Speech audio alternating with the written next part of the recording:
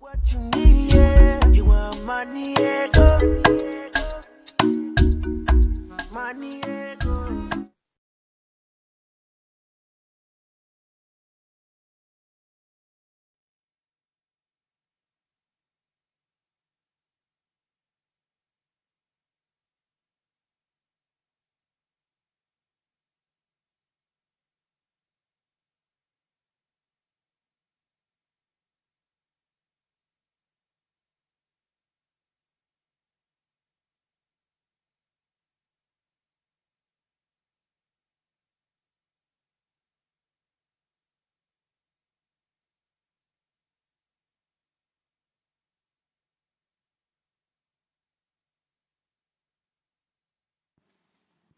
Welcome, everybody.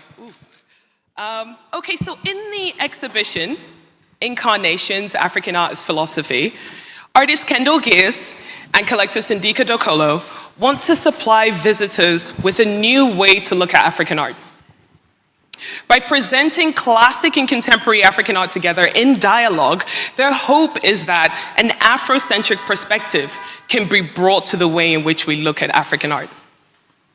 But what is an Afrocentric perspective?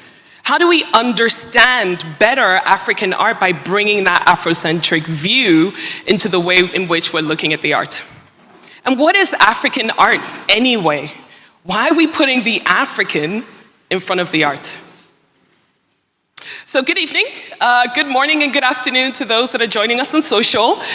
My name is Adenike Cosgrove. I am founder of Imadara, and I'm joined today in this panel discussion by Kendell Geers and Ugochukwu Smooth Unzewi. Did I get that right? And close enough.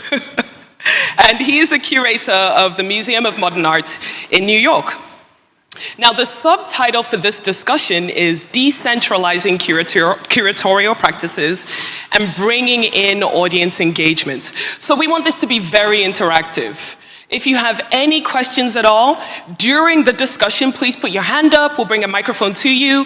If you have any questions on social media, type in those questions and we'll address them.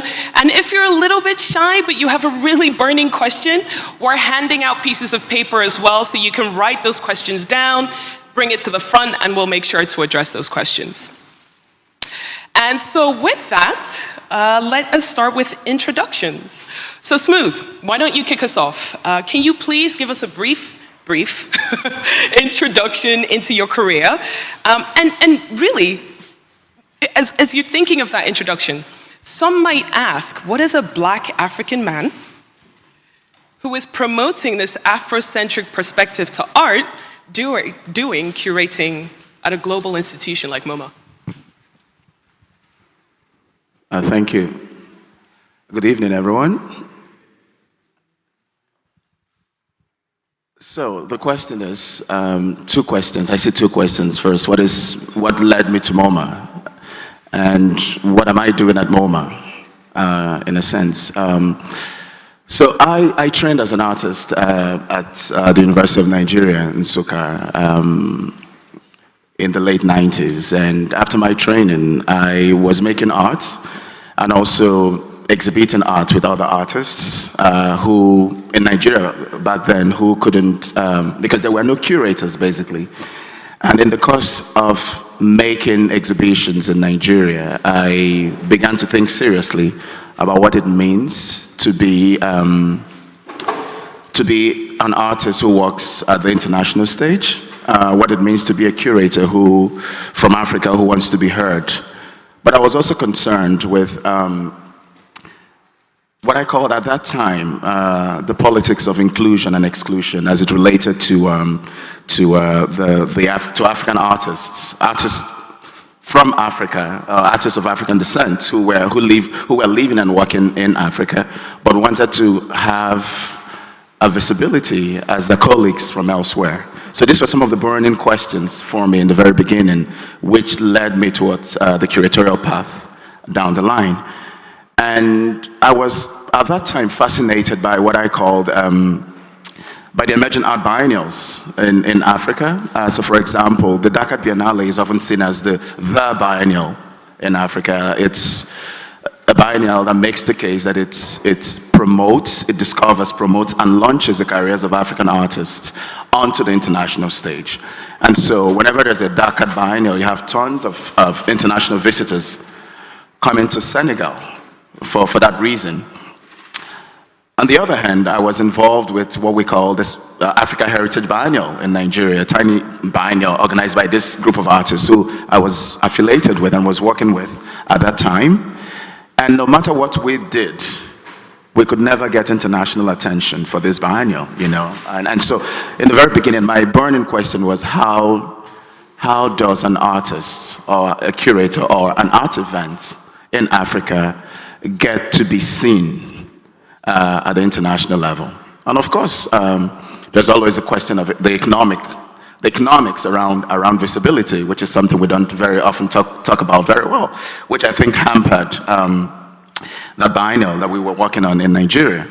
But there's also the question of state interest, which is the case with the Dakar Biennale, because it's a biennial supported and promoted by the government. So I was interested in what makes one visible and the other one not invisible. So that was at the very beginning.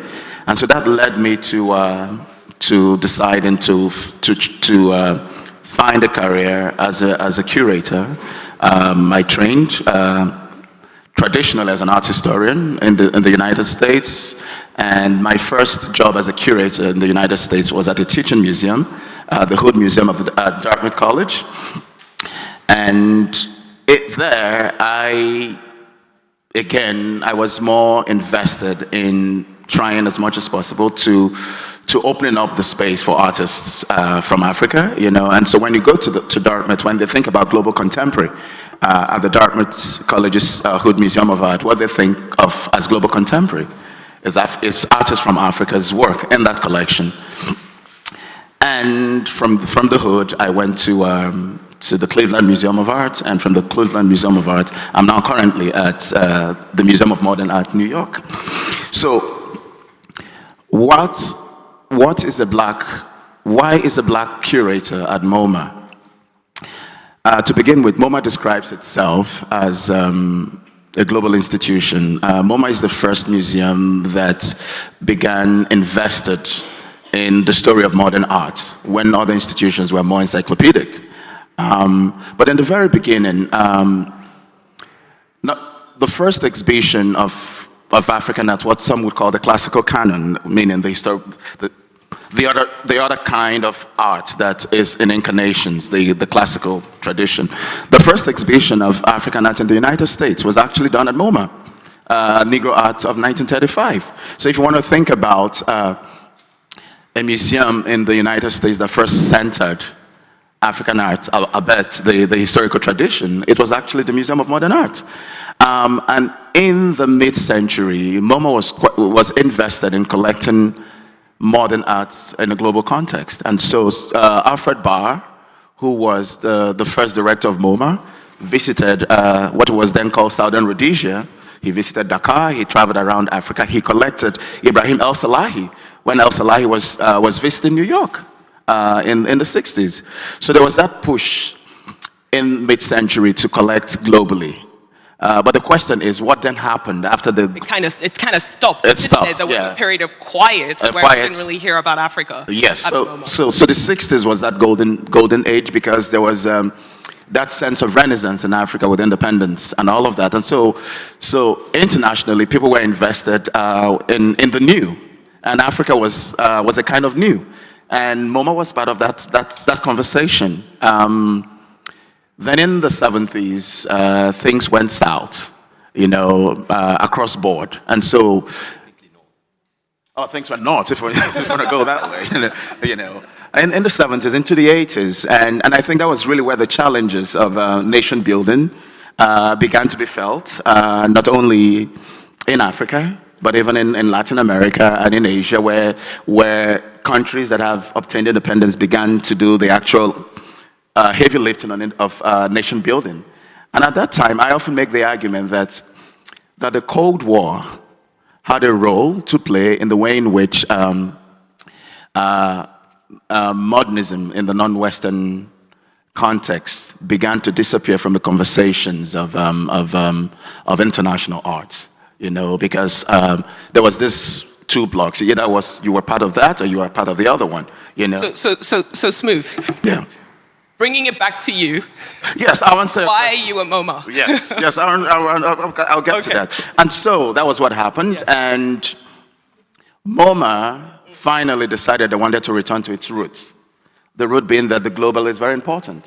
The new MoMA, as it describes itself today, wants to tell a more decentered story. They want to tell a more all-encompassing story about art in its global ramifications. And part of doing that is to return attention to narratives that have, over the years, been excised from the conversations of global modern and contemporary art, and they began to look for curators who can help expand. Who can help fill the gaps? Help expand, I prefer that term, as opposed to filling the gap. Help expand the conversation to truly center MoMA as a global institution. That's why I'm at MoMA. Okay, thank you. And Kendell, who are you? No, but again, I'm asking very direct questions here, but as a white South African man, who some people would consider in a position of power, right, because of the whiteness and because of the maleness, working with an established collector in putting together this exhibition, what was your role in that? And I guess, how are you feeling coming into this exhibition and building IncarNation? Thank you very much. I'm very honored to be here on this very distinguished panel of two people who I respect deeply. And you might even ask the question, what is an artist doing in the first place, curating? And indeed, my journeys from the beginning into curating pretty much follow the same impulse as Smooth, as being an artist, seeing exhibitions, but not seeing the exhibitions I would like to see, feeling invisible, feeling that the artists whose work I respected is invisible. So I started to make shows in order to try and show the things I would like to see. I started to curate the shows that I wished I could see. But first and foremost, I'm an artist. And I approach this question of being an artist from a very humble point of view, in the sense that, for instance, the end of your question is, the dialogue with a distinguished collector is a friendship. It's really about a collector and an artist, and two human beings who connect on a human level, having discussions about what African art might be. And we pass the ball around. I challenge him, he challenges me. And in this way, it's a bit like, having a dinner. And, and a good dinner is definitely at least a 3-course meal with a lot of wine and laughter and jokes and also serious discussion. And so the exhibition comes together really not as me curating, but me working with Sindika in dialogue, discussion, trying to also share that discussion with friends, artists. And that's what's really important, is that Sindika might be a distinguished collector, but he doesn't invest in works of art in the idea of the market. Perhaps we'll come to that later. The market being, you buy a work of art, you hold on to it, and then you sell it. You make an investment in an object. Sindika invests in art and in artists. And it's a long-term investment in trying to support languages, trying to support the way that one might be almost in a Renaissance idea of a patron, a philanthropist, in order to nurture a language by supporting things that are not getting the support because things went the wrong way. And the kinds of art that he might be interested in, or the kinds of art that I might be interested in, is not getting the support of MoMA, not getting the support of the BOZAR Art Fair, not getting the official support. So somebody has to step in and take care of that in order to build the language and the tradition. Now, the question of being a white man, obviously today is a very, very important question. And I think Trump has done a lot in order to elevate the crisis of whiteness and maleness. He mentioned it first. And the thing is, okay, let's first say, at its most basic, my family has been in Africa for 300 years. At what point do you become African? At what point do you earn the right to say, I'm an African? Now, I'm Afrikaans. and I've been called out. People have accused me of being a boer. If that's the word you want to use in a pejorative way, I'm a South African, I'm an Afrikaans working class person rooted in the African soil, culture, and heritage. Now, the best way to explain, so the idea of, now, I will not deny that whiteness and maleness provide certain forms of authority, provide certain degrees of power and respect. I mean, a lot of what the exhibition is about is trying to address how we define our ideas of beauty, our ideas of aesthetics, our ideas of power. So, you know, the idea of the Black Panthers is right at the beginning of the exhibition for good reason, in order to address our constructions of the stereotypes of power. So, you know, I mean, and I say when I do the tour of the exhibition, how come it's taken from the 1969, late 60s Black Panther political movement to get to 2018 before Black Panthers becomes the first black superhero? Why is every superhero a white male, and now we have white woman and a black superhero? I mean, so I understand the power relations implicit. Now, how might I address that as a white man without feeling, I mean, I certainly feel guilty, but at the same time, I don't want to be decimated by that guilt. I want to be proactive and engaged and actually make a difference. And the best way I could explain it is, you know, African people like to tell stories. So I'll tell you a story, which is about where I come from, which is South Africa. And right now, in South Africa, in the last weeks, I wrote a text that literally had me weeping every time I tried to write it. The tears were rolling. And if I start crying now, I'm sorry. But it is because right now in South Africa, there's a genocide taking place. In the sense there's a war against women. Women are being raped and murdered daily. The statistics are beyond, more people are murdered in South Africa every single year than were executed in Dachau and Buchenwald together during the entire Nazi era. More women are raped in South Africa than anywhere else in the world. And it's not in the news. What's in the news is the xenophobia. The reason why xenophobia is in the news is because it doesn't happen every day. The rape and murder is not in the news because it happens every day, every single day. Now, why do I speak about this? I speak about this because on social media, I saw this hashtag, men are trash. And I want you to know, what does that mean? Men are trash. And you look it up on social media and it says, goes against community guidelines. So you can't even see. The violence is so intense that it's actually forbidden. And of course, my first impulse was, not me. Men are trash, but not me. I'm not that kind of man because I'm not sexist. And I did research into why women are saying men are trash. And what they're saying is that, wait a minute, we need to draw attention to this atrocity, this crime against humanity being taken place. And men are trash because every man who looks the other way becomes complicit. Now the equivalent would be during Nazi Germany, and I don't like to go there, but it does make the point. Not every German was a Nazi, correct. But when you looked the other way, when atrocities were taking place, you were complicit. So this idea of men are trash means you have to make your voice known. Take your position of power and do something about it.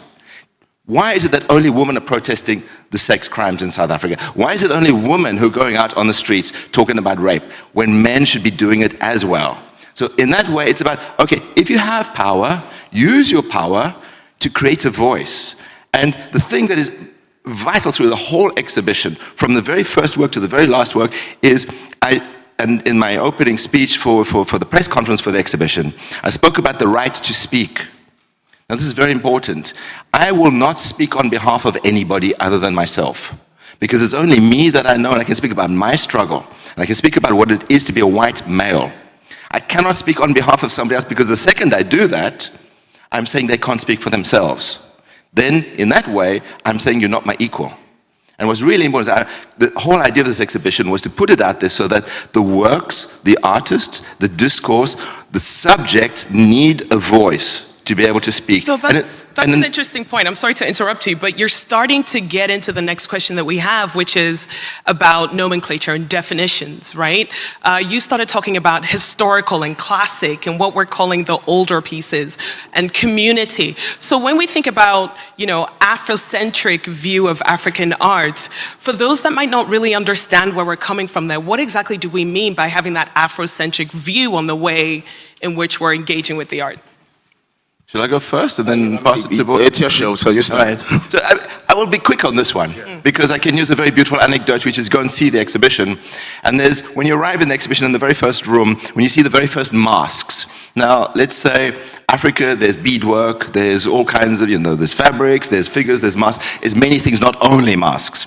But when you encounter your two first masks on the exhibition, they're two beautiful kitwe masks, and you see the one is facing you, and the other one is facing away from you. And this makes the point about when we look at the mask, the Afrocentric point of view is the back of the mask, not the front of the mask, because the mask is made to be worn, it's made to be danced, it's meant to be performed. It's not meant to be put into a vitrine for people to look at. And the Eurocentric point of view is to look at it in terms of its line, shape, form, and color. I like approaching the question through the visuals. I think it makes a lot of sense. But I think, to put it in very stark terms, there is the Eurocentric position of how we consume the world, how we present ourselves in the world. And very often than not, our understanding of the world, even back in Africa, due to the accident of colonialism, has been through the lens provided by Europe. And so even the consumption of African art has always been through the way in which Africa was discovered by Europe. So if you think about, in the very beginning, what was the interest of African art in the historical, interest of the West in the historical traditions of African art, it was more focused on what one might call formalism, the aesthetics of the object. And the aesthetics was driven by the market. The aesthetic led to the discovery of the market. And we can talk about about Picasso and the others who happened upon African masks in Tocadero, and that gave rise to Western art from the 20s onward. But the real individuals that played a role in the way African art was invented and presented to the world were dealers at the turn of the 20th century who were more interested in the form, And so you have that approach, which is a typical Eurocentric approach to African art, and then subsequently you have the academic approach to African art, which was really to focus on the function of the object. What I like with the exhibition is the way this exhibition destabilizes both the academic approach, which is more focused on the function, and the market driven approach, which was focused initially on a formalist engagement with the object and the way in which they interacted with their understanding of Africa as a place. So that's what I find interesting about the exhibition. But I'm going to ask a question to Kendell, because that was a question that came to me yesterday when we were having the walkthrough. You describe, especially with the historical canon, because we're trying to identify what the Afrocentric position would be. One would say it's Africa's response to its art might be the Afrocentric position. I think that's the position you want to take with the show.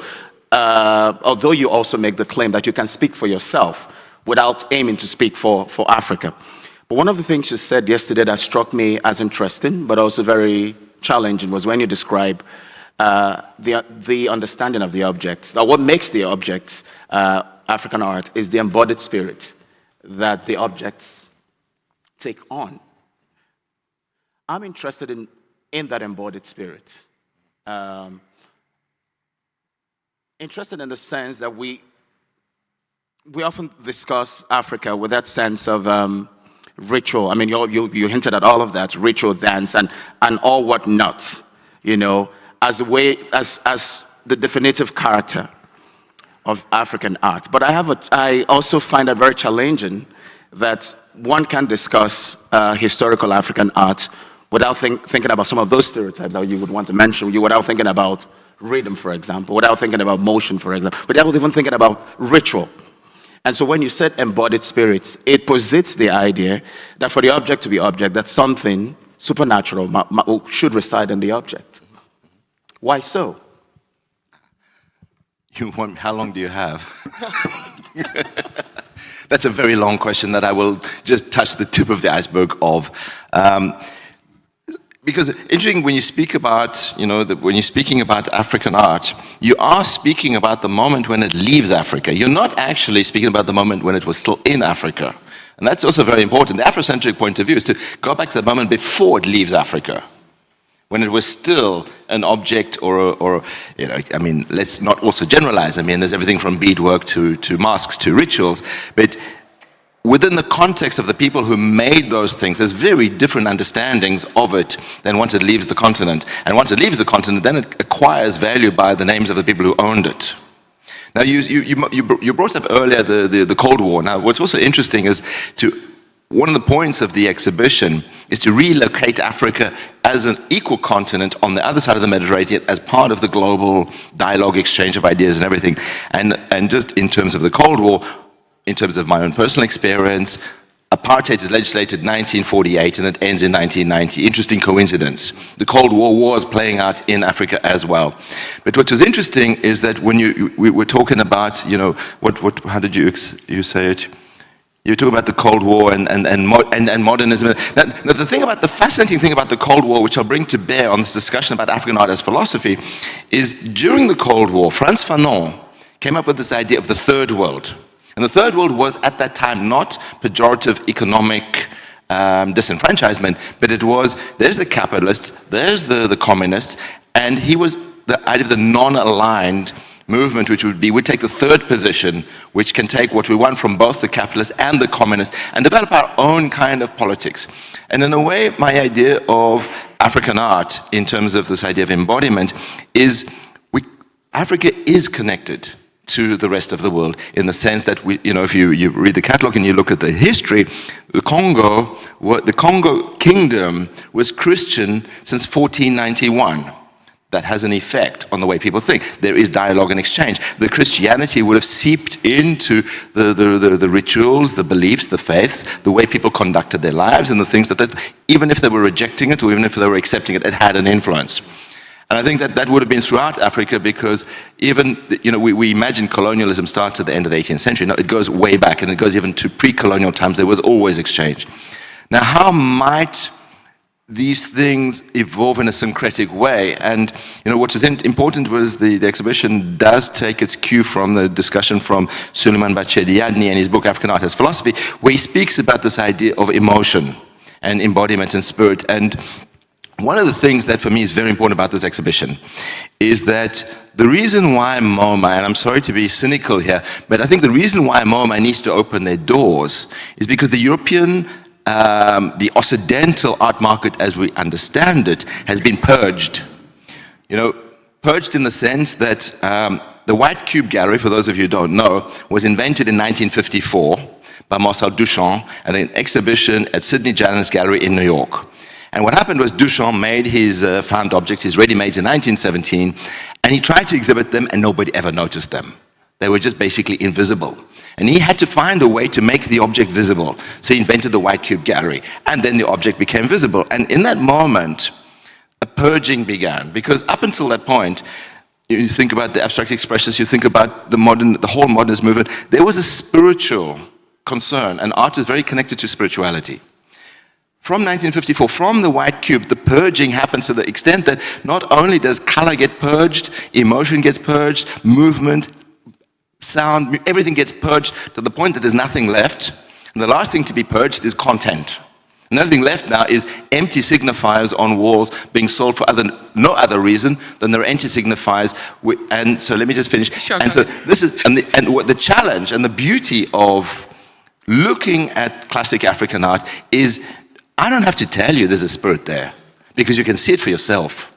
And that is inspiring. And this is my protest as well. So just to build on that, however, you walk through the exhibition, you look at the artworks, the contemporary, the classic artworks. The classic pieces are in technically a white cube. They're in a white box, they've got lighting, they're behind glass. It's a very small white cube. But it's still a white cube. No, it's not. There's mirrors there, and no, it's not a white however, they're cube. in a white cube. They're not danced. The masks, they're not in a masquerade, they're not danced, there's no music, there's no engagement. There is music. There is music in some of the rooms. But in terms of the classic pieces themselves, they're not actually being danced in a masquerade. So I guess the question then becomes, how do you think African art should be exhibited or can be exhibited to express that spirit that you say an Afrocentric perspective needs to bring when you're viewing that art? I think when I hear spirit, I do find that very challenging, I'll be honest. But I think of spirit in the sense of Geist, in a very German sense, of vital force, which is a word I've used, because I also run away from emotions, because emotions suggest the very famous Senghorian idea that emotion is to Africa, its reason is to Greek, which again reduces the way Africa interacts with the world around them through objects, So what it does is it condenses the way Africa makes sense of the supernatural to those objects. The objects are they serve as a conduit, through which people make sense of the world they live in. So I don't necessarily think the object in themselves contains that sort of spirit. It's a way of understanding the unknowable, And so in an exhibition like that, it's important to understand the objects as containers in that sense, but not bearing spirits. Because once you make the case that they're embodied spirits, and then you make the case that that the reality of the spirit is when it was in Africa, and outside of Africa, spirits don't exactly travel. Once it's out of that original context, the spirit do not travel with the object. So what it means is that the objects in themselves are containers through which people make sense of their world. And it does not, in the absence of Africa, outside of Africa, it doesn't necessarily reduce the way in which those objects allow people to continue to make sense of their world. So in that exhibition, in interacting with contemporary works, the objects still serve that function ab initio of people still trying to make sense of their world. But they do not imbibe the vital force, because that vital force, other guys, I think, requires the community to make it to be active, which is a case I've made in the past. So objects in the original context needed to be danced. But aren't we the new community? Are we the community? Well, of course, we're the community. So in that sense, there's a different kind of strategy ongoing with the objects in that exhibition, and Kendell becomes sort of the activator of a different kind of dance, But the idea of spirit is something I still struggle with, because it reduces, again, like I said, it reduces the African experience to very basic tropes, It's either you think about ritual, you think about sexuality. These are tropes you find being regurgitated about African objects, and so the concept of engaging with reality in its abstractions are often not part of the conversation when we talk about African art. And I think these are some of the considerations that are at play or went into play when those objects were conceived in the historical past.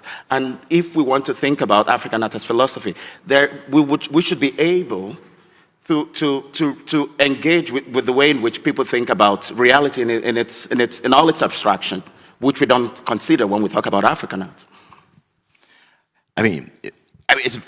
Speaking about spirit is very complicated, because if we don't agree on the existence of spirit, we're never going to be able to agree.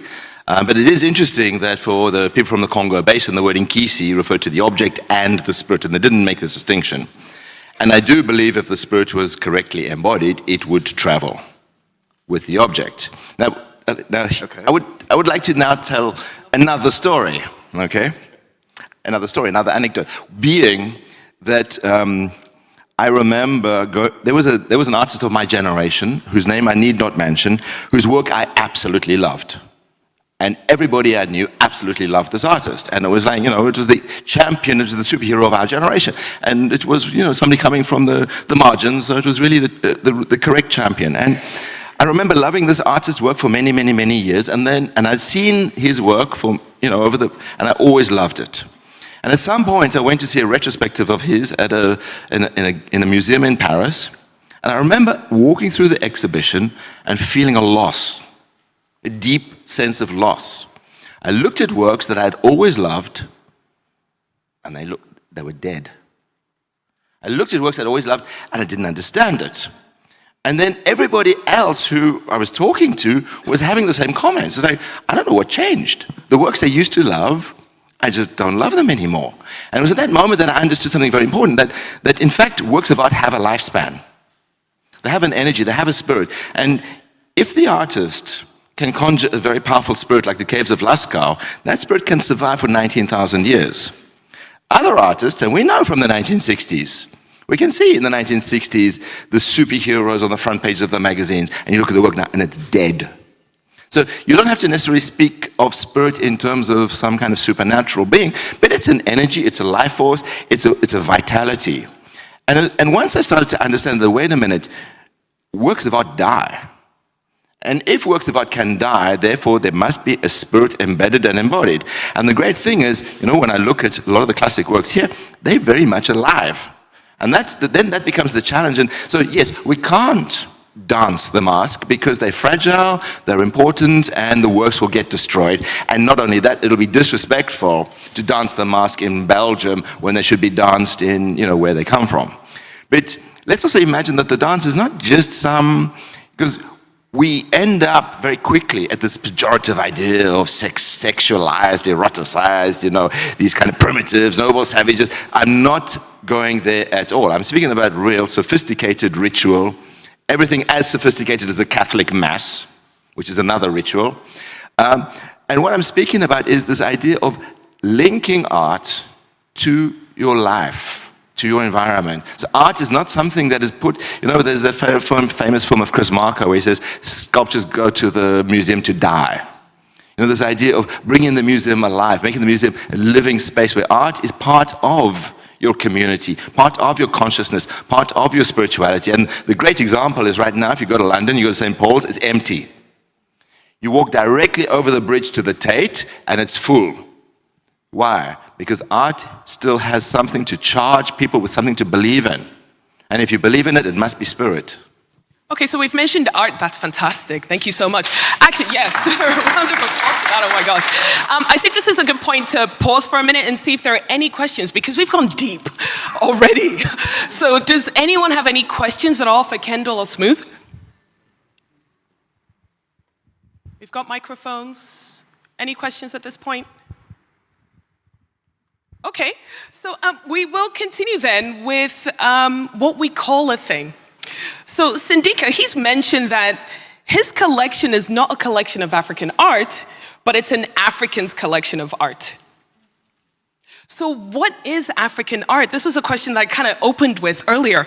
Why are we calling this African art? Especially as we expand to the contemporary, especially as we think about the today, where does the Africa stop and it just becomes art?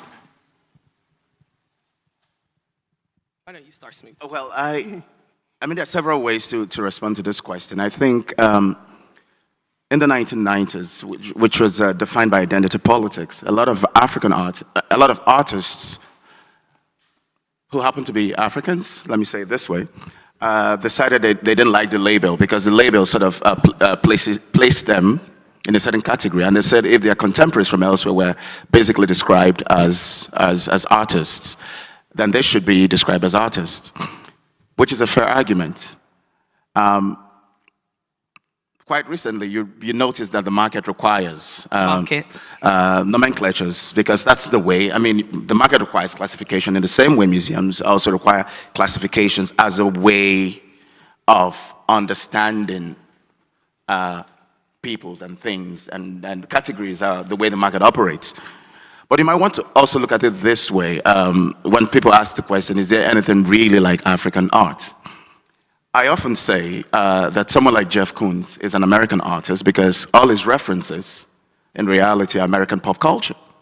So he is an American artist. But the question is, why is he never addressed as an American artist. And then again, that's where the market comes into the conversation. Now, you also know that you hardly have the broad category of Asian artists.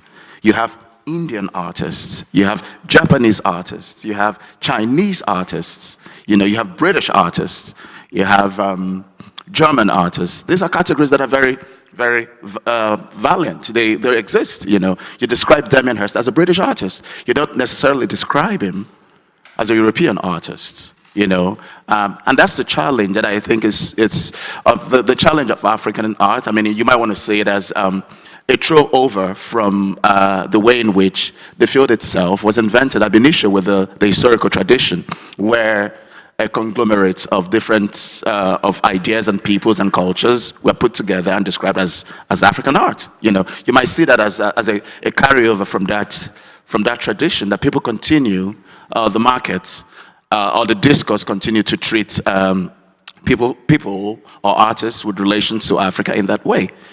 You can also say, you can also make a post-colonial argument to say that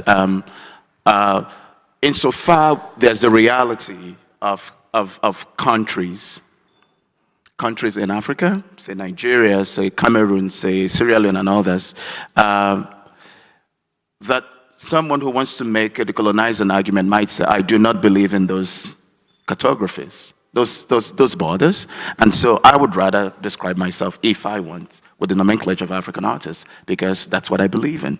That might be the colonizing. As an African artist, how do you feel about that label of African art? Well, I mean, I'd like to also go back to Jeff Koons and Frank Stella and Andy Warhol and Robert Rauschenberg, these white male artists. They're just the folk artists of a very small island called Manhattan. It just happens to be a very rich and powerful island, but they're just folk artists of a very small community. And there is something that, again, this exhibition addresses, and Sindika spoke about it a lot yesterday, is the process, the crime against humanity called colonialism, disempowered African people and created racial prejudice where African people look in the mirror and they hate what they see. There's a self-loathing to be African. And this self-loathing translates into, if you want to prove that you're not African, you have to walk, talk, and look like a European. You have to show in London, Paris, and New York in order to prove you're not African, which is to say you're second class. And and for me, no. It's why the map of the world is flipped around at the entrance to the exhibition to say, for me to call myself African is a protest, because I'm proud to be African. I don't want to prove to the world why I'm African, because I know I'm African. And I don't want to prove what is the difference between African and European, because as soon as you're saying that, it's a European question. Because every African knows who they are, or should know who they are, so they don't have to prove it. So it's a protest for me, and a celebration of my identity. So then, where does Africa stop and black begin, or diaspora begin, or African American begin? Do you know what I mean? Because you've Are you asking the white guy? Well, so if we're looking at this from an Afrocentric perspective, right? Where do these lines begin and end, or is it just a blur? What is your take on diaspora art or African American art in the context of this African art definition? Well, I mean, again, I'll go back to what I said about the market inventing categories, because that's the way. I mean, take for an example, you walk into a grocery store in the United States, and then you decide you want to go buy cereal, and then you can find more than 50 versions of the same cereal, because that's the way the market works, Now, the other question is, if you meet someone from the Katanga province in Congo, and say, who are you? He's going to first posit maybe his ethnic group, the area from which he comes from. The last thing that comes to his mind is that he's a black man, because he's in Africa, it doesn't have to be a black man. And if you've read Chimamanda Adichie's Americana, one of the things she said, that she became aware of her blackness when she moved to the United States. Because this is not a conversation she had back in Nigeria. She was just Nigerian, Igbo, whatever it is, And so the conceptualization of blackness in itself becomes something that happens when your body leaves continental Africa, and then you begin to have to weigh yourself against Eurocentric machinations. You know, the way in which Eurocentrism will want to define you in certain ways. That's one conversation. Then even in the American context, blackness in itself is a discourse that sort of allows African Americans to find a space for themselves to exist as a people in the United States, you know, and that becomes a diaspora way of engaging with the realities of being someone of African descent outside of Africa. You know, in Africa, I mean, of course, Fela Kuti will sing about the black man, and when he talks about the black man becomes a philosophical concept to rail against the history of subjugation and dehumanization. And so that's when you posit that. So if you go back to the way in which the concept in itself evolved in the African-American reality is because of what they were faced with. And they have to find a vocabulary that allow themselves to make sense of their reality in the West. And so the concept of the African diaspora, of course, there are two diasporas. There is the diaspora catalyzed by events of the Middle Passage, the transatlantic slave trade. And then there's the more recent diaspora that will include characters like myself and a lot of people in this room, you know. Again, it is a way of referencing the reality of being from somewhere but living elsewhere, and there's nothing wrong with that, you know.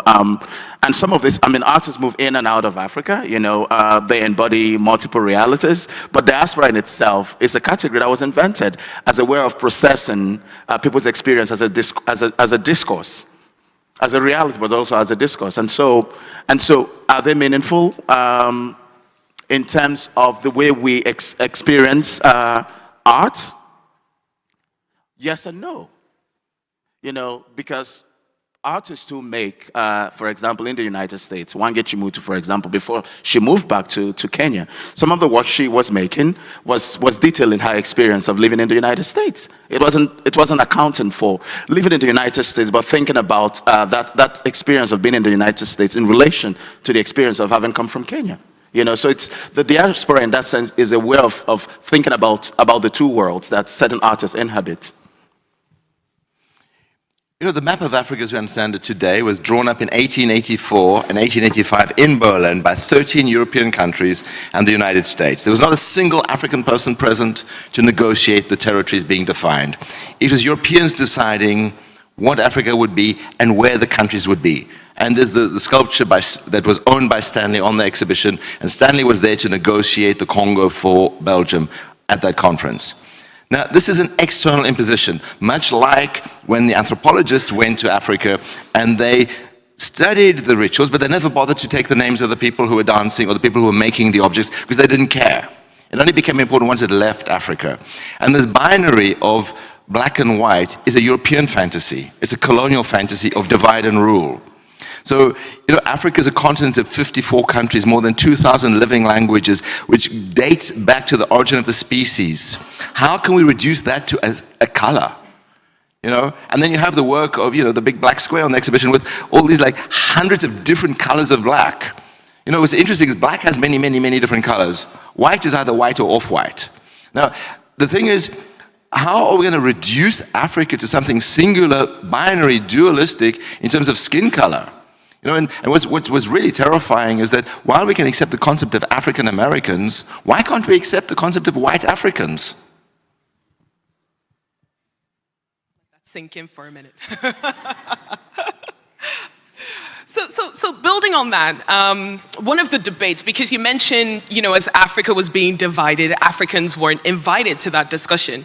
And one of the debates that's going on right now is, as we're looking at museums and we're looking at the curators in those museums, there's a clear lack of Africans that are being represented. Yes. More and more it's increasing, such as yourself, Smooth, but there is still that lack, and there's the discussion of we need more Africans. What do you think the African perspective, again, the Afrocentric perspective, brings into that curatorial effort in museums as they're representing African art? When you say museums, what museums are you talking about? Well, don't put me on the spot like that. No, but like... So do you mean museums in the Western context? I mean, Well, museum is a Western construct, right? So when you say... And we'll come on to that when we talk about restitution, but when we're looking at some of the Western museums right now, there is a debate that a lot of the curators that are responsible for the African collections are white. And that we need more Africans that can speak to how these pieces were potentially used in the historical context, outside of just the aesthetic view of a piece. So what does that bring into it, being an African? Is that important, or is this just something that's super topical because of restitution? Well, I mean, a lot of people will shoot me, but anyway, I'm going to say what I'm going to say. I think that knowledge and experience and expertise has less to do with the color of the skin, you know. And and I know, especially in the United States, there's a big push for diversity. But I also make the case that diversity is very important, but diversity shouldn't be done on the basis of tokenism, you know, because we have to diversify, you know. Then we have to hire people, we have to find those people. Now the question is, that's the other question. If you hire, in my situation, if you hire, like when I was at the Cleveland Museum of Arts, you hire me as someone who's been trained to speak, to understand Africa through a particular lens. Does that give me power, really, to change the conversation? It could be yes, or it could be no. You know, because I was trained in the United States, and my understanding of African art has been shaped from an American position, you know. Does that mean that being African-born, does it play any role in the way I interpret Africa to an American audience? So when people make a push for diversity in that sense, we need African-born people, which is important, so people don't get me wrong. The question is, do we need them because there's a Western push for African-born curators, or for African curators, or would they be empowered to really change the conversation in ways that people in Africa will recognize themselves in the objects when they come to those museums? And I don't think we've answered that question well enough. You know, I just went over to the Tavern to see topical now. The museum over there, yes. You know, and then I saw the way the conversation changed from African intermediaries to African experts, you know. But I don't know exactly what that means in the context of the museum, because the language, the colonial language, has not been shedded. It's still very much visible. So, do you invite those voices to satiate the audience, or do you really empower people, changing the structure of the institution in itself to recognize that there are different ways of understanding those objects, and that there's a particular perspective that Africa brings to its object? That should be the question, you know. Will the structure of the internal structure of the museum in itself evolve to allow for deep conversations, or rather than saying, oh, we can't change this object because it's part of the architecture of the museum, where in a sense, the object in itself continues to bear witness to the violence of colonialism? I mean, would always advocate complexity rather than simplification, especially when it comes to art, and I also very often take a question like that and flip it around. So the National Gallery in Cape Town has a very large collection of European art, classic European art. Would you then say the only people allowed to be curators have to be white European descendants? No, of course not. On the other hand, you know, Mondrian was a deeply spiritual person. Could an atheist curator like Smooth curate an exhibition of Mondrian? What did you call it?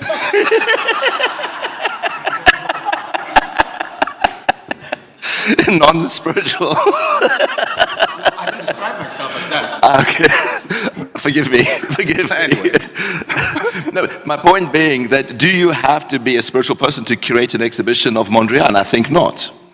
But if you are familiar with the spiritual practices of Mondrian, you might be able to access more layers of meaning and be a more sensitive curator and have more empathy for the object. And I think that very often there's a hysteria on the subject of Africa that just doesn't put it into a context and like, wait a minute, if we exchange the object for a European object and then consider it from another point of view, let's go to Cape Town and look at European art, does the same hysteria apply?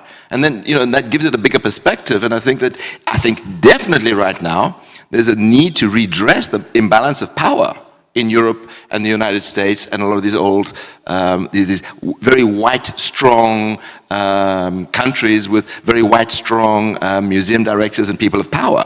That needs to be addressed.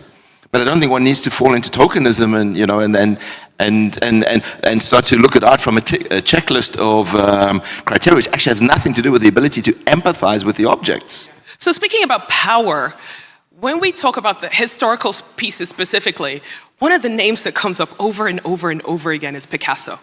Oh, Picasso went to the flea market and he saw these pieces and he felt the spirit, and these objects can exorcise the demons from, and it's almost like we need Picasso to understand African art.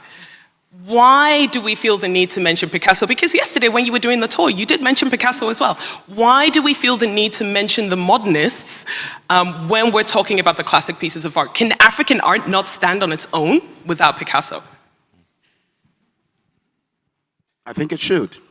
Yeah, I think it should. I think, there's the hysteria about, and I've said this severally, that there's always a reaction to Europe. The Eurocentric position, it's always reactionary, and there's a reason for that, because of a history of intellectual violence, in addition to physical violence. I get that history, but I think that we shouldn't obsess when you want to this, because you think that there's a legitimacy that Picasso conveys on the object when you posit Picasso's name, I don't think that should be the case. I think that what I do in my practice, is to say that the object, first I think of the object as objects of history, because that's something that historical, and that's why I don't use classical. I use historical because there's always a denial of history. The objects are not granted history because they are viewed as ethnographic objects, and so the history they carry with them are not often contextualized. And that's the history of the people, that's the history of the people over centuries, and the way in which their way of seeing the world has changed through those objects. Because no one single, and I'm going to use Penda for example, which is a European construction in that sense, no single Penda mask is the same. What is often denied when people talk about Penda mask, or not just Penda, or even Sonye or Congo objects, is the idea that even the form in itself continued to evolve as people responded to the changes in their reality. Those things are often not contextualized. And I think the emphasis for me, as a scholar of African art, is to understand what changed those objects. And one exhibition that sort of tried to answer that question is the Congo show, which was organized at the Met in 2016, where not all the argument, I don't agree with all the arguments, but the argument that struck me was the way in which the Nkisi began to grow. Of course, there are various kinds of Nkisi. There's the more personal Nkisi to the communal Nkisi. But you realize that Nkisi began to grow. And it began to grow because the enemy became more potent, more powerful. And so the object had to grow because there's an express belief in the object to ward off danger, to protect from the enemy. And when the enemy began to be seen as more powerful, the object had to grow, had to be bigger to contend with a more powerful enemy. And so when we have those conversations, we don't even look at the object as object. We don't think of the object as bearing in them history, textual history that can be read. And so we miss that point when we begin to obsess with the Eurocentric position on those objects. The objects in themselves carry enough stories that we need to unpack. Or does Picasso make it accessible to whom? A wider audience? What wider audience? Well, Picasso certainly makes it accessible to the European people who are familiar with Picasso. And in that way, Picasso is a reference. He's not an unimportant reference. He's not an unimportant artist. But at the same time, one of the issues that I always have taken with African exhibitions that try to link contemporary and classic or link Picasso is that, the African's always the sideshow. It's a bit like the opening act, but the small opening act. I mean, there was the Picasso primitive at Cape Henley with a big Baga mask. It was one of the worst Baga masks I ever saw. I mean, you could buy better in a flea market. Now, that was sitting at Cape Henley. Okay, Picasso saw that and spoke about the influence, but nothing compared to the Baga mask on the show here. Now, that's the thing, is that when African art is there as the sideshows, the side actors, the less important thing that Picasso took inspiration from, then it's pejorative. But here, when you see the Pende mask that inspired Les Dames d'Avignon, it doesn't need Picasso. It's better than Picasso. It sits there, it's strong, and it speaks to you directly without the need to loop back to Picasso. Wow. Okay, so we've got about 20 minutes or so left, and one of the things that I do want to touch on specifically, Kendell, is this, where you've got the Damien Hirst surrounded by incredible masks. Why? Why do we have an Ife head created again by a European artist, by a British artist, surrounded by exceptional pieces of African art? Well, I mean, I like to call this room my Afro shrine, in a very specific homage to Fela Kuti, who was an artist and an activist, musician, and very vocal about his ideas of identity. And what this Afro shrine upstairs proposes or opens up is this dialogue with histories, that every single object in that room has these strings of history which take them back to context. And those histories are important and need to be spoken about, and every one is individual and okay. We don't go into it in this exhibition, but one can research them. Now, the history of the Damien Hirst is also interesting. First of all, who were the Ife? Why did they make that sculpture in the first place? So the object that's on the exhibition, let's say the original Ife head, passed through the British Museum at some point. A copy was made, a mold was taken. Now this is interesting, this is a European museum making a copy. It's not one of the stolen works from the Benin bronzes, it's not one of the looted works. It passed through the British Museum, a mold was made, it went then to the museum in Nigeria and it was stolen. So now this object is not lost, it's just missing, it's somewhere in the world. I mean, it's obviously being taken care of by whoever stole it. Now this is, and what Damien Hirst did is he made a copy of something that we don't have access to and passed it off as his own. But what's interesting is that when you look at the object, he didn't pay attention to the patina or the detail. He just cast it in a very almost lazy way because he didn't really understand the idea of how the Ife head could be embodied, compared to what the real Ife heads, how they would be, how they would be made, and the patinas and the edge. The way that room is constructed, you can look through the mask of folly, or the mask of illness, or the Kwele mask. You can look through the eyes at the Damien Hirst, and there's a spot on the mirror floor where there's a missing pedestal where you're invited to join the discussion. And the idea of that installation is join the discussion and ask yourself, who has the right to speak for the Ife? Because present-day Nigeria and the historical Ife, is that even a connection? Is that even something that we can speak about? Is it only Nigerians who have the right to speak about Ife, or is it all Africans? Who has the right to decide what African art is and what it is not? Who has the right to judge African art? Who has the right to say, in South Africa, there's a lot of people who say that Picasso stole African art. Was he stealing or was he quoting? And so that's the idea of this exhibition. And really to sit there and look at how a European artist constructs his fantasy of the market and leans on Africa in order to embody his idea of market, surrounded by ritualized objects that were danced and embodied and extremely evocative. Now, from one point of view, it's the Pende mask that is so powerful. From another point of view, it's the captain of the market, Damien Hirst. And that, and the whole point about the room full of mirrors is it's up for you to decide. The great thing about art is it should not be moralistic. Because as soon as art becomes moralistic, artists lose their contact with that deep-rooted spiritual core. Because spirit can never moralize. And so, take the morality out of it and then engage in the discussion. What do you think of the Afro Shrine? I mean, I had this conversation with Kendall where I said, I mean, yesterday he describes, how did you describe him again? Damien Hirst as, what was your word again? I want the exact word. Don't remember. You remember, of course. He said, yeah, I want that word because it's very important you say the word, the way you describe him. A talentless artist, you know, a hack, basically, you know. But he needed a hack in his show, you know. Why would you need a hack in your show? You know, So we can have this discussion, because without it, because the whole point about art being amoral is that it needs to transcend contradiction.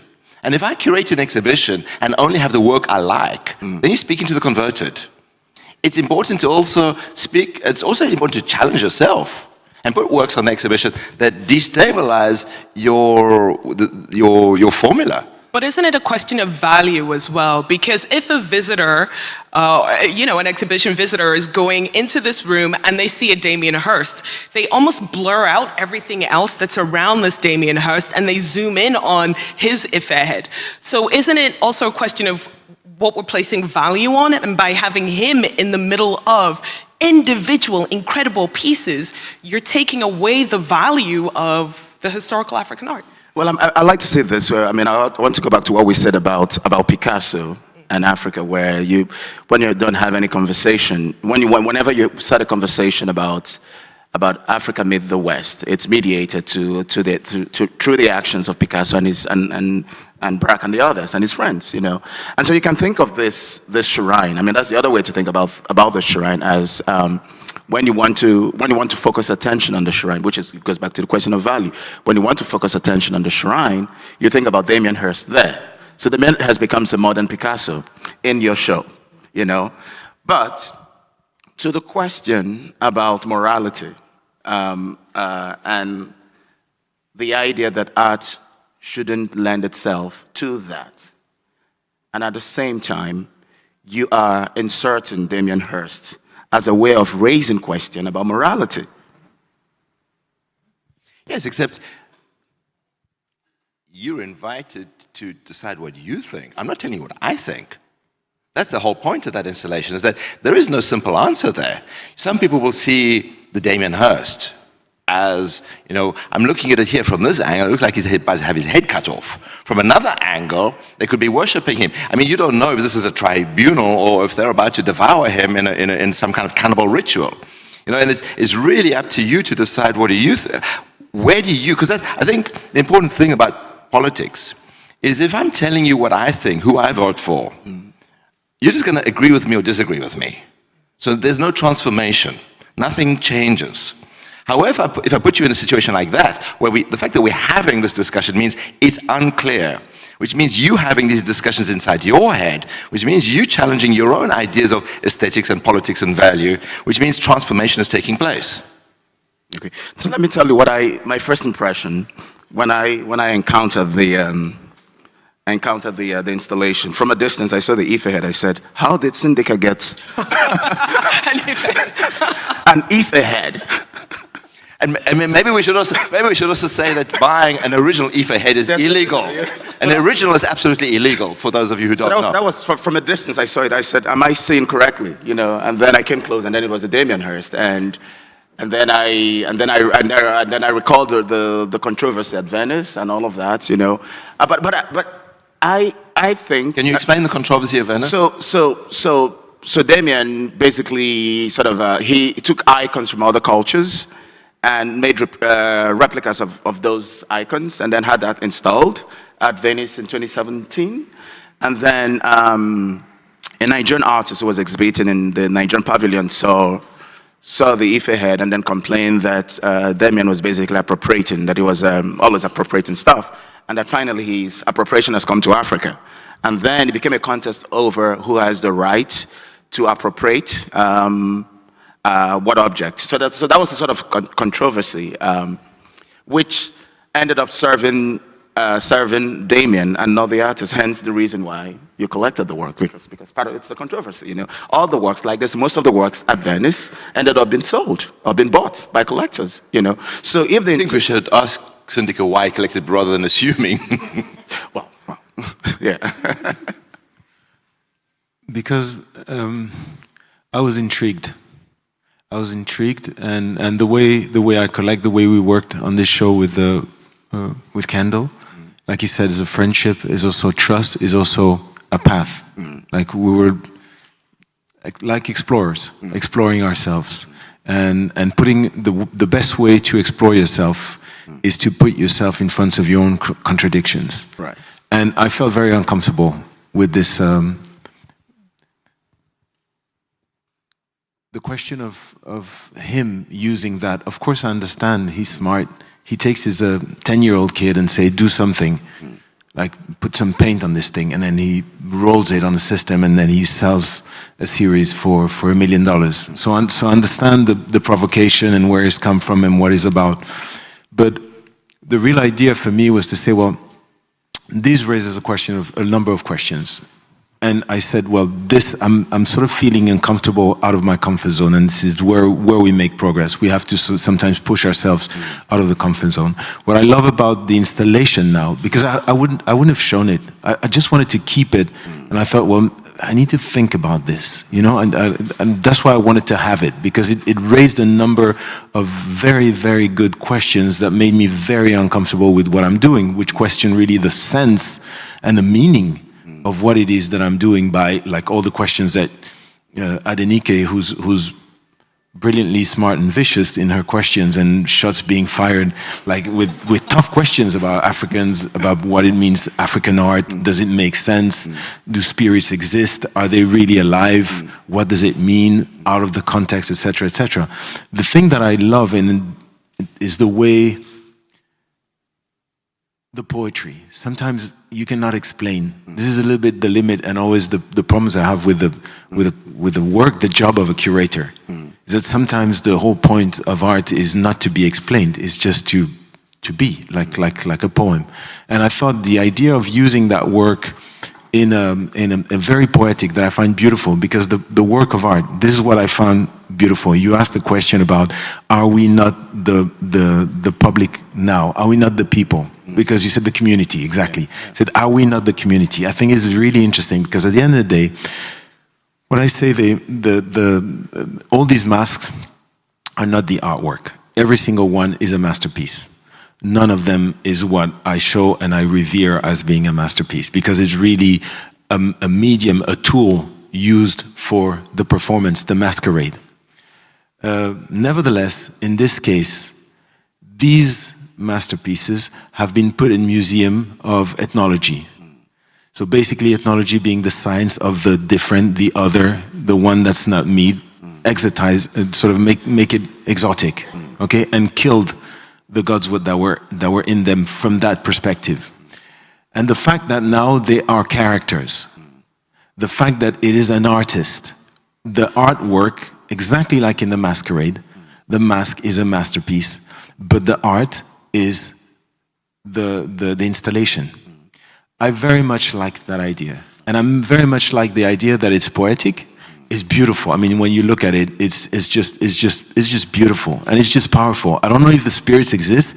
What I know is if we go now and probably the lights are off and we put you there, I'd like you to repeat, the spirits don't exist, or they don't exist out of Africa. I mean, you will feel that. It's an experience that I'll feel an energy. Yeah, well, yes. But in this sense, exactly the sense that Kendell, and maybe in a way that is a question mark and not a definition, like it doesn't delimit or define what it is. So I like the idea that actually we have found a use for this fake Ife head. And it is a beautiful statement, and I love it as an artwork, as an installation, because it raises a number of questions. Exactly like poetry, instead of ending up with a final dot, it ends up with an infinity of different directions, and it raises this kind, and it's the opportunity actually to create this kind of debate that I find really, I'm having a lot of fun. I want to thank you for it. Oh yeah, thank you. Okay, thank you.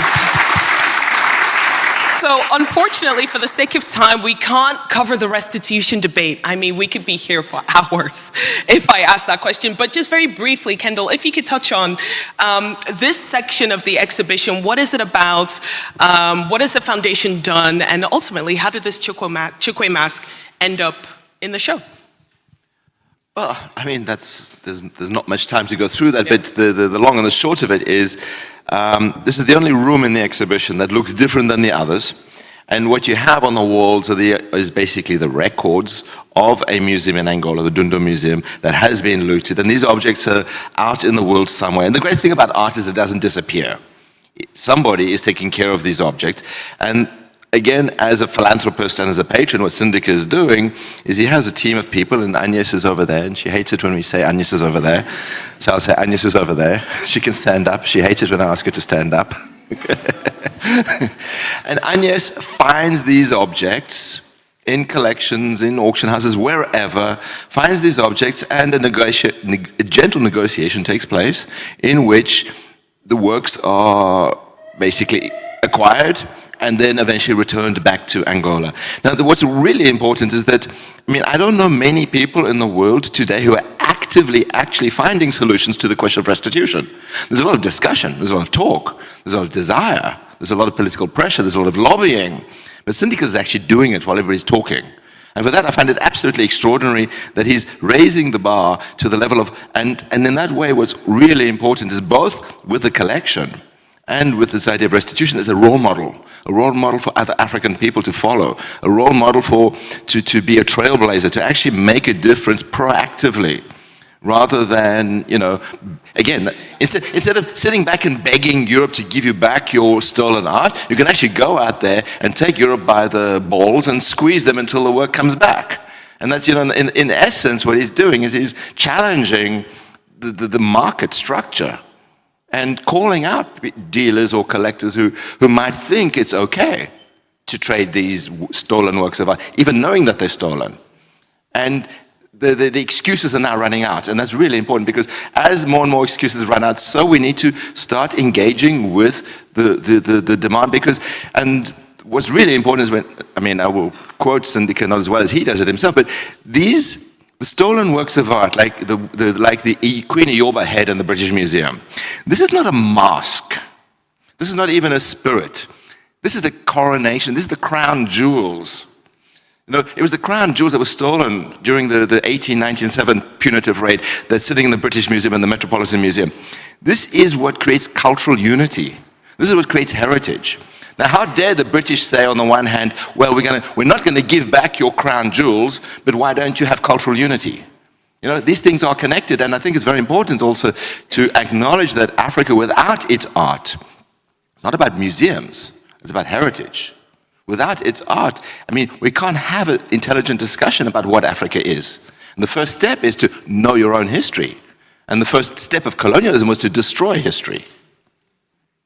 Yes, okay, so I think we have time. We're actually going to open it up to questions now. So there is a question just over there, and we'll go over to that second.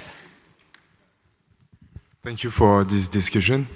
I know that this notion was used to denigrate the African cultures during the colonization, but I want to ask why we don't we use the notion of fetish object to express the embodiment of social reality in these art objects at the end?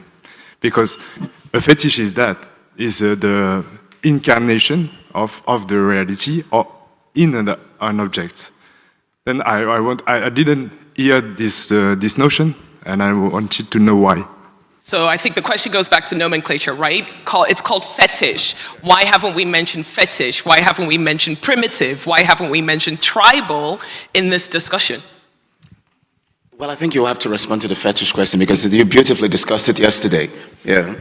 I mean, okay, fetish, I mean, if you, in my catalog essay, I mean, you can read that, in fact, the word fetish is coming from the Portuguese word fetichio, which is coming from facere in Latin, and it means to make, the idea of to cast a spell, because the objects were called inkisi. And for the people who made the objects, the inkisi was both the spirit and the object. And when the Portuguese sailors were arriving in that part of Africa, they could not call these objects art, because they were so outside their frame of reference. They invented this word fetichio. Fetichio translates into fetish, and eventually Freud popularizes it. But now here's the problem, is that at its point of origin, it was not pejorative. And the way Freud uses it, it's not pejorative. You know, if we're talking about cultural fetish, in that sense, the whole exhibition is about this idea of art being a witness, art being a social embodiment of a politics, a spirit, a charge, an identity, a gender, a sexual orientation, or whatever. And in that way, we can speak about fetish in the fetishization of processes. However, when we speak about fetish in relation to specifically African art, it conjures up this idea of savagery, primitivism, which now savagery and primitivism from the point of view of Rambo is very positive and something very empowering and something very profound and deep and emancipatory. However, from the colonial point of view, it is very reductive because it's, you know, in the exhibition you see the video of Tracy Moffat where you see black people are reduced to noble savages, eroticized, romanticized, generalized cliché. So they're not humans, they become clichés.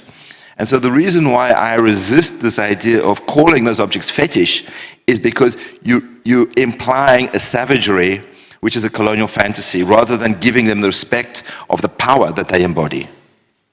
I will say those who made the objects never called the objects fetish, so why would you call them fetish? What about primitive and tribal? It's the same thing. Same thing. There was another question there in the corner. I noticed that when we were talking about the last room in the exhibition, the word installation was used. So my question is, what is the difference between an artist making a large installation and what a curator does?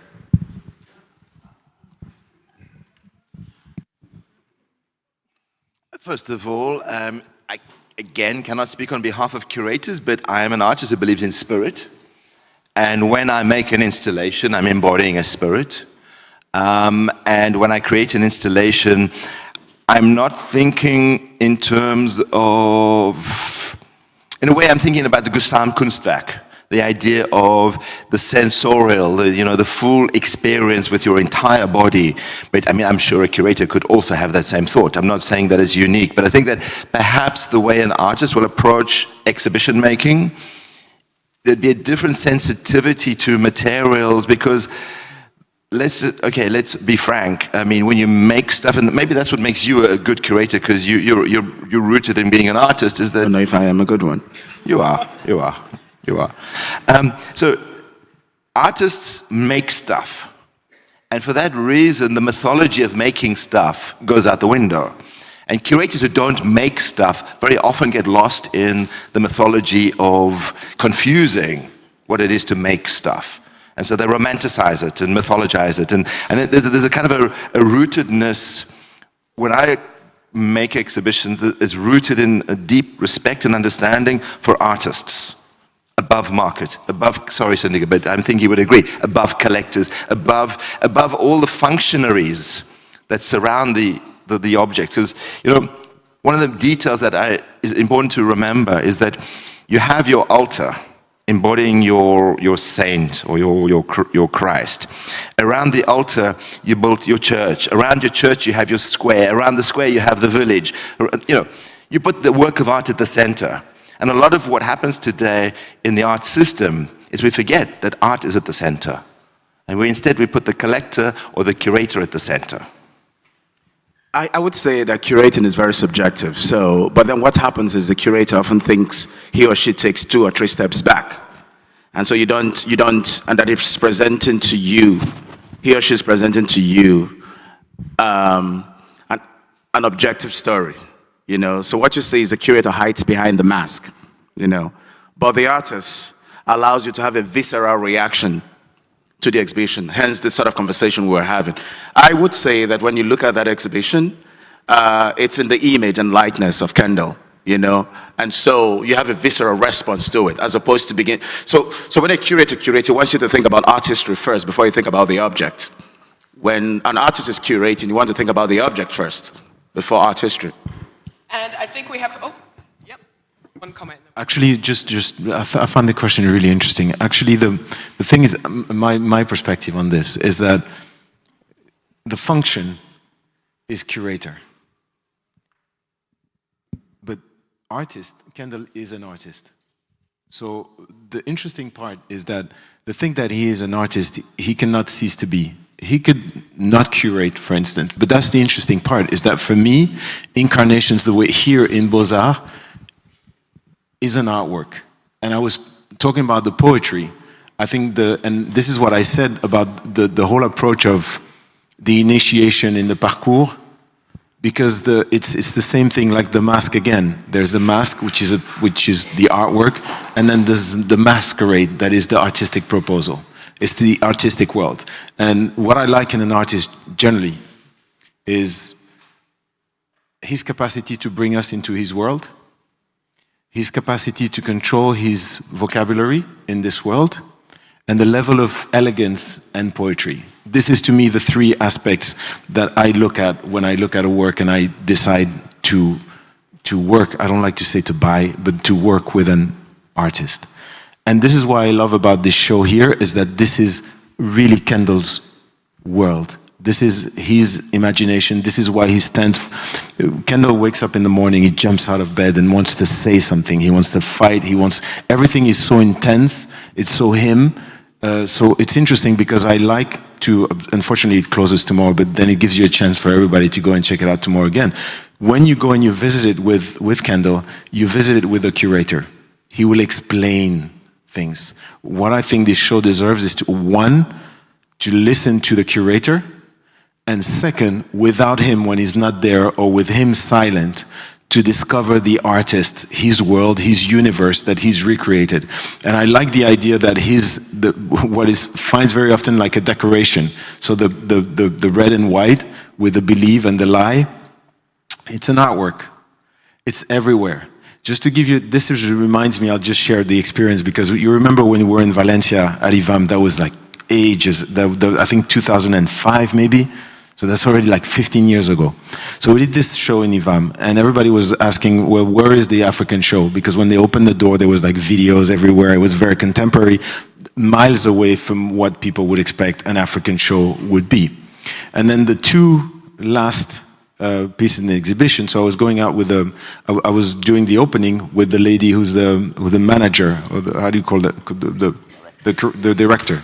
The director and it was a group of patrons of the museum, so all Spanish, so very Catholic, and there was this big artwork. So you see the artwork with the nkisi, with the nails that Kendell has covered with the white and red plastic band. It was a huge cross, a Christ in cross, huge, all put in plastic, and around it like some black tart that had a sort of a vaginal shape like that, with "In God wet rust," and everybody. So it was very funny for me, because I took the lady like that. I said, "Do you like this?" And she went. With all the Spaniards started to try to steer away from that because they felt very uncomfortable to this thing, and the wall next to us was actually the fuck wall. So basically, we have it everywhere. It's a little bit like Believe, but it's written in subversive fuck, and it looks like a nice tribal comforty thing. And physically, I could see all the people in the room looking at the Christ, getting away, and she said, "I like this, it's nice." And everybody started steering to the fuck wall, which I thought was so amazing, because he managed to trick us. It was such a moment for me of happiness. I found it so funny. I was like by myself laughing at everybody's reaction. And this is what I like about the show here, is that the show itself is an art proposal, is the way, and it raises questions about how artistic proposals interfere in our society, in our lives. Does it have to be in a museum? It also raises questions about collectionism. Does collecting make sense as an abundance of objects put next one to another? All these questions are raised in a very relevant and very elegant way, because he's an artist, he's a smart artist, he's an African artist, he's a guy who paid the price to be African. He was almost harassed by some black women who accused him of being responsible of being white and a man. And unfortunately, I wasn't then there to defend him. But what I told everybody afterwards, I said, if anybody deserves to say something, has owned a right, it's exactly like in Angola, where I live, you have a lot of white Angolans. But the particularity about Angola is that it has determined itself through a recent history made of war. It is the country in Africa where the Cold War has been really a hard, very brutal war against racist South Africa, and then a civil war, but fueled by other influences. And you have their general, like 3 stars, who are as black as my mother, like white people. Nobody would dare question their Africanity because they know there were 4 brothers, 3 died in the war, and then the other guy is a general who made it, we don't even know how. So it's exactly the same thing with Kendell, and I think this is why I'm really, really, really happy about the show, because it was so, Kendell tried to convince me of so many things, and I was hesitant, and I thank you for trusting our friendship enough to put it through so much tension that you literally gave me shit so many times by saying, Sindika, this is not acceptable, we need to do this, it needs to be done like that, we need to try that. I said, Kendell, are you sure? It is risky, it's not going to work, I don't understand how it's going to make sense. And then at some point, when I visited the show, I showed it to my kids today, and I went with my children, and I was really happy because they were in the middle of an artwork. It was a moment of celebration, of artistic celebration. And I love you for this, and I thank you for this as a friend and a brother. Bravo. So we are out of time, but he's been dying to ask a question. No. No, You can ask your question, but you have to answer the question in 1 sentence. You won't be able to. All I can say is, Kendell, you invited me to come and speak from the floor, and my contribution should be longer, but we don't have time for it. But I will say very briefly, what I'm experiencing in terms of philosophy is what I will call finding a voice, which I've felt has always been the struggle for Africans or people from outside of Europe, operating as artists, as historians, as writers, is about finding a voice. And this exhibition for me is very much about finding a voice, because I think the thing we fear most is the lack of voice, a denial of voice. And what we have learned over a very long struggle of over 100 years is to try and get a voice to create what I would call a liberated space where that voice can speak. And this exhibition is one of those liberated spaces where the voice can speak. But so much of what we've discussed in the last hour has been about not our voice, but about how others perceive that voice. We are asking, why is Smooth at MoMA? Why? What? This for me is a ridiculous question, but it has to do with this empowerment you get when you have a voice and you have a liberated space in which you can conduct the conversation the way you want it, not as others perceive how the conversation should be conducted.